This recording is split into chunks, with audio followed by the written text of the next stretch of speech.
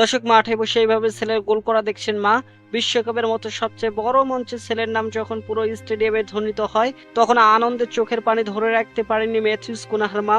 Football শুধু 90 মিনিটে একটি গোল নয়, ফুটবল হলো আবেগ, ভালোবাসা, ত্যাগ আর স্বপ্ন পূরণের গল্প। আর ব্রাজিল বনাম হাইতির ম্যাচে আমরা দেখলাম ঠিক এমনই এক হৃদয় স্পর্শী মুহূর্ত। দর্শক, ম্যাচের শুরু থেকে আক্রমণাত্মক ফুটবল খেলতে থাকে ব্রাজিল। একের পর এক আক্রমণে চাপে পড়ে যায় হাইতির রক্ষণভাগ। আর সেই ম্যাচে দুর্দান্ত পারফরমেন্স উপহার দেন ব্রাজিলিয়ান তারকা ম্যাথিউস কুনহা। দর্শক, গোলের সুযোগ পেয়ে কোনো ভুল করেননি তিনি। একবার নয়, দুইবার বল জালে চড়িয়ে নিজের দলকে এনে দেন গুরুত্বপূর্ণ সুবিধা। পুরো স্টেডিয়াম যখন উল্লাসে ফেটে পড়েছে, তখন গ্যালারিতে বসেছিলেন তার সবচেয়ে বড় সমর্থক, তার মা। ছেলের গোল করার সেই মুহূর্ত দেখে আবেগ ধরে রাখতে পারেননি তিনি। আনন্দে ভিজে যায় তার চোখ। কারণ এই একটি মুহূর্তের পেছনে লুকিয়ে আছে বছরের পর বছর ত্যাগ, সংগ্রাম, প্রার্থনার অপেক্ষা। একজন মা হয়তো জানেন না কৌশলগত ফুটবলের সব হিসাব, কিন্তু তিনি জানেন তার সন্তানের কষ্ট, পরিশ্রম আর স্বপ্নের গল্প।